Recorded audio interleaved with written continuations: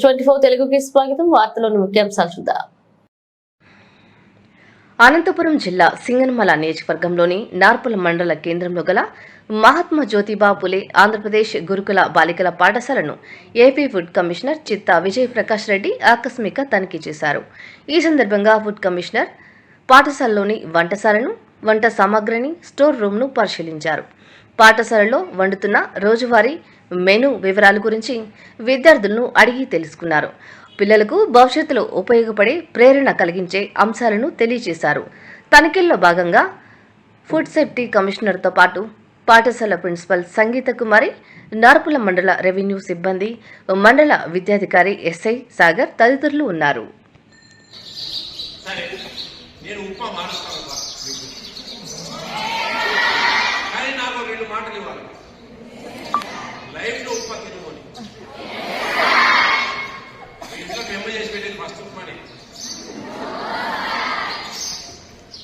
సరే మేము చేసి పెట్టదు. రేపు మీ ప్రతి పెళ్లిళ్ళు అయిన తర్వాత మీ ఇంట్లో ఉప్మా చేయకూడదు. లైఫ్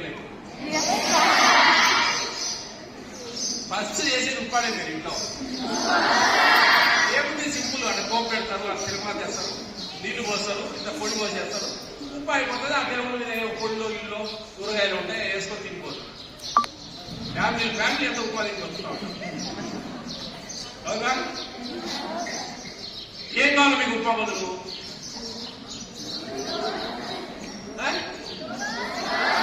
దోశ. ఇంకా ఇంకా చెప్పండి, తప్పేమండి?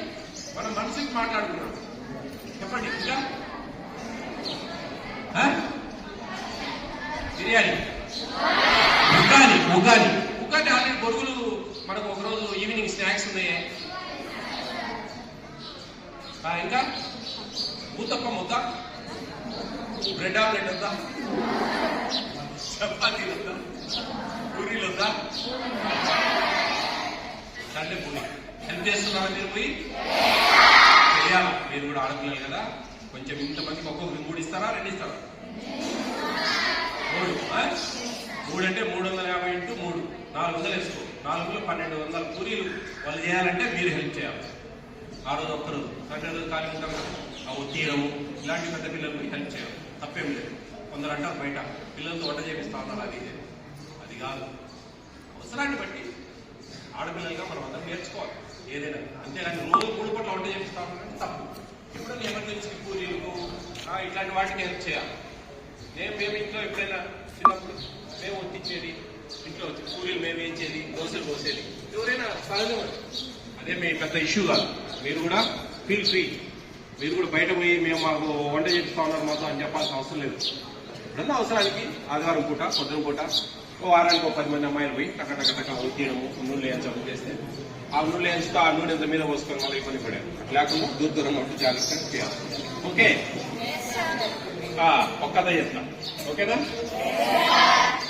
ఇప్పుడు ఇలా నాలాగా ఒక ఆయన వచ్చారు. నేను food commission chairman AP state, Vijay Pratap Reddy నా పేరు. మీరు దిన భోజనాలు, స్కూల్స్, హాస్టల్స్, అంగన్వాడీస్, తర్వాత మధ్యాహ్నం భోజన పథకము, బియ్యం ఇస్తాం, ఫ్రీ బియ్యము, ఇవన్నీ సక్రమంగా ప్రజలకు చేరుతున్నాయా లేదా అని పర్యవేక్షిస్తాం. ఓకే, ఇప్పుడు చేసి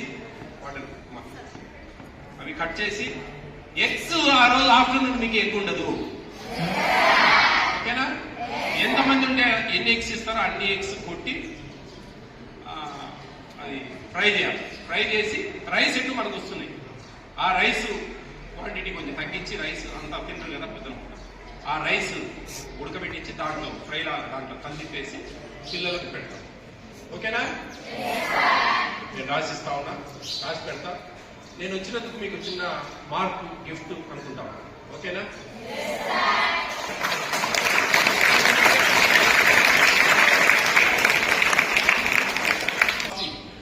ఈ రైస్ 45 సెంటర్స్ అంటారు. ఇవి రైస్ అంటే మనం రైతు పండించిన పంట కాదు, ఇది మనిషి తయారు చేసిన పదార్థం. Folic acid, vitamin B12, iron, బియ్యం పిండితో తయారు చేసిన పదార్థం. 5 mm లెంత్, 2.5 mm పెడుతూ బియ్యం ఆకారం నుండి బియ్యంలో కలుపుతారు. ఇది ఉడకబెడితే అన్నంలాగా మన మెతుకులాగా చేతికి దొరకదు, కరిగిపోయి గంజిలో కలిసిపోతుంది. ఈ విటమిన్స్ ఏం విటమిన్స్?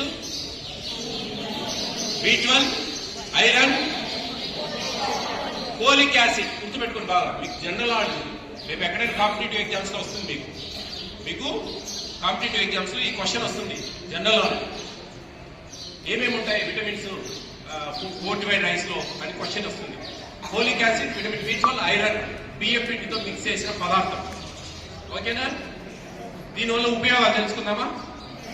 తెలిసామండి ఎవరికైనా? తెలుసుకోండి. ఓకే, అందరు బాగా స్ట్రైట్ కూర్చోండి.